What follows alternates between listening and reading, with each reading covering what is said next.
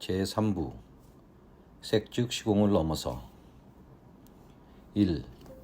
색즉시공에서 공즉시색으로.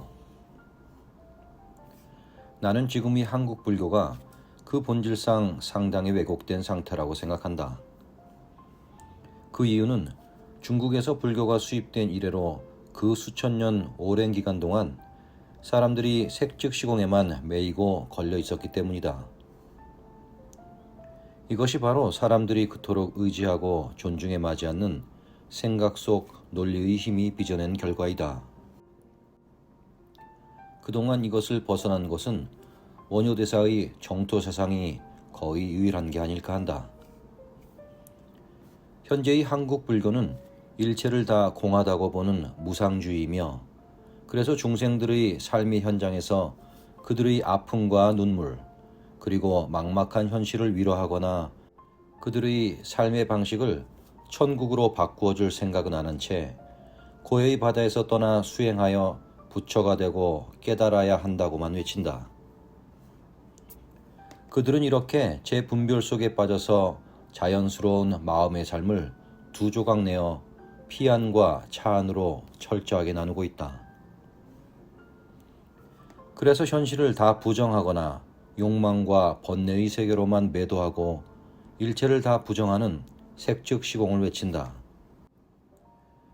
그러므로 불교인 중에 큰 사업을 적극적으로 확장하는 사람은 보기가 드물고, 사회의 모든 곳에 능동적으로 참여하며 리더십을 발휘하여 활발하게 살아가면서 그 속에서 일상의 행복을 추구하며 일상을 통해 건강한 삶을 살며 주변에 빛과 희망이 되는 젊은 신도의 수는 자꾸 줄어만 간다. 현재의 불교란 무조건 현실을 덧없는 것이니 현실은 현실대로 놔둔 채 따로 수행하지 않으면 안 된다고 말한다. 그래서 그들은 귀한 시간을 내어 현실은 현실대로, 수행은 수행대로 참선이나 윗바사나를 하고 앉아있다. 건강한 일반 시민이 본다면 저렇게 살고 싶진 않다고 하지는 않을까 할 정도로 심한 깨달음 병에 걸려 있다. 이런 왜곡 현상은 지하철에서 예수 불신, 지옥을 외치는 광신도와 무엇이 크게 다를까? 그러다 보니 현재 한국 불교는 은연중에 현실에서 어느 정도 벗어나 유유자적을 즐기는 중림칠연 같은 삶을 권장하고 있다.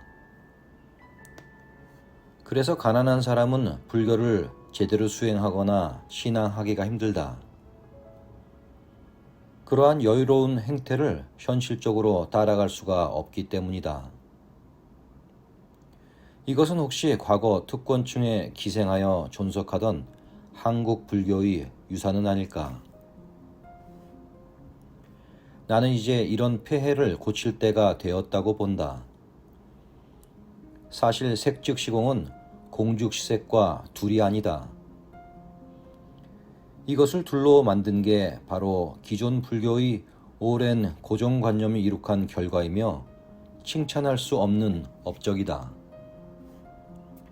왜 색즉시공은 공즉시색과 둘이 아닌가? 그것을 한번 살펴보자.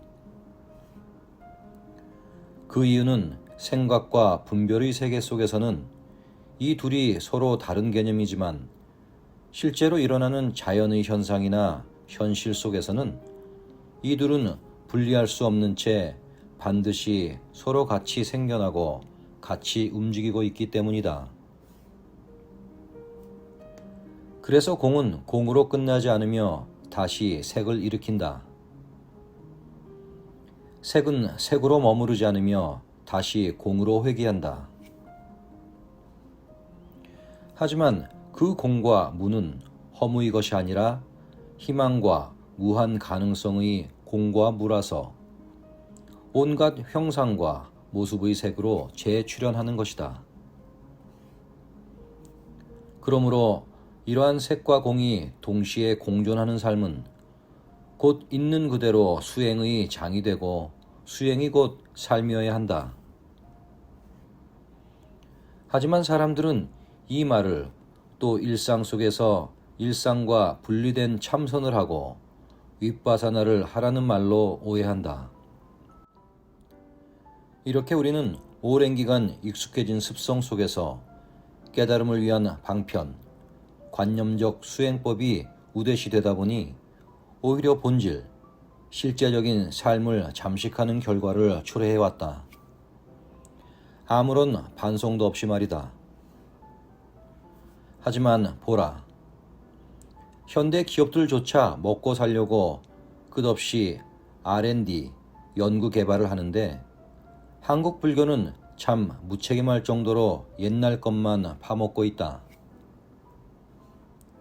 그들은 전혀 연구 개발이란 것을 모른다. 심지어 화두공안 하나조차도 현대적으로 만들어내는 사람이 드물다. 정말 철저하게 무능하다 할 정도로 옛날 것에만 매달리고 의존한다. 나는 부처님 팔아 밥 먹는 이런 무의도식의 한국 불교가 참 위기이며 큰일이라고 생각한다. 당신은 콘텐츠가 이미 다 알려져 있는 상태로 뻔하고 지루한 뮤지컬이 아무런 손질 없이도 다시 성공하는 것을 보았는가? 이런 면에서 나는 이제 한국 불교의 나아갈 방향이 색즉시공에서 공즉시색의 세계로 나아가야 한다고 보는 것이다. 공즉시색은 물론 색즉시공을 전제로 한다. 그러나 그것은 부정에서 긍정으로 대반전을 일으킨다. 그리고 더 나아가 그 부정과 긍정을 다시 또 넘어 색과 공을 동시에 초월하게 하는 것이다. 공즉시색의 법에 능숙한 사람은 포기하거나 지칠 줄 모른다. 힘들고 어려운 모든 관계 속에서도 그것을 회피하기보단 끝없이 더 나은 상태와 미래를 지향할 줄 안다. 그 공은 모든 것을 새로이 시작하며 재창조하는 살아있는 공이기 때문이다. 나는 대다수 불교인들이 공과 무의 생각으로 잔뜩 매이고 걸려있는 것을 수시로 본다. 그게 제대로 된 무한 가능성의 재창조를 일으키는 화이트홀 같은 공과 무라면 걱정을 안 할 터인데 재상념이나 관념에 빠진 죽은 공과 무로서 자기와 주변의 삶에 부정적인 영향을 끼치는 고정관념이 되어 있으니 더욱 문제인 것이다.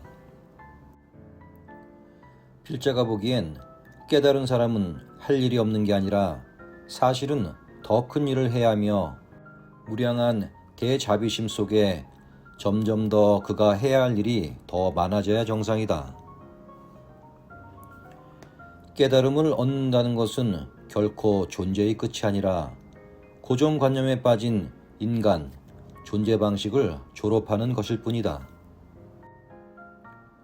신이 본래 정멸 열반에나 들어있다면 이 현상 우주와 우리란 생명체들은 대체 왜 생겨나 있겠는가? 이렇게 살아있는 현실과 분리된 색즉시공의 관념이 우리를 지배하게 된 것은 그야말로 극소수 특권층이 모든 것을 독점독식한 전제 왕정 시대를 통과해 살아온 중국 불교의 유산이다. 그리고 이러한 관념은 이제 모두가 모두를 위해 자기가 가진 능력을 최대한 발휘하여 기여하며 그 속에서 서로가 서로를 위해 상생하며 회양하는 아름다운 삶의 존재 방식을 지향하는 오늘날에 와서는 도무지 맞지 않는 구시대적인 사고의 산물인 것이다. 그래서 나는 이제 앞으로의 종교나 수행단체는 공즉시색에 상대적으로 좀 더 집중하여야 한다고 생각한다. 공즉시색이란 모든 것은 비어있지만 그 비어있음이란 텅 비어서 없다는 빔이 아니라 고정되어 하나로서 머무르지 않고 언제든지 마음만 변하면 따라서 그 성격이 변하니 정해진 자성이 없는 무한 가능성의 충만한 힘을 가진 살아있는 공에서부터 모든 삶의 창조가 비롯되고 시작한다는 사상이다. 이러한 공죽시색의 사상은 얼마든지 우리를 현실 속에서 동시에 여유로운 삶과 깨달음을 추구할 수 있게 한다. 그 어떤 감정이나 관념, 느낌이 우리를 차지하고 지배한다 하여도 그를 피하여 현실 부정적으로 도망갈 게 아니라 능동적으로 대응하면서도 그것을 근본에서부터 변화시킬 수 있게 한다. 사실 이러한 능동적이고 적극적인 삶의 창조야말로 진정한 수행이며 마음의 주인됨이며 비웠다는 마음조차도 다시 한번 더 비워내고 다른 것으로 가득 채울 수 있는 마음법의 진면목이 아닐까. 이제는 새로운 기운으로 넘치는 새 운동이 한국 불교의 수행문화 속에 펼쳐져야 할 때가 아닌가 싶다. 기존의 것만으로는 도저히 역부족이란 것을 이기심과 물질 만능주의에 점점 더 어둡게 물들어가는 현실 세상의 사람들이 보여주고 있지 않은가 말이다.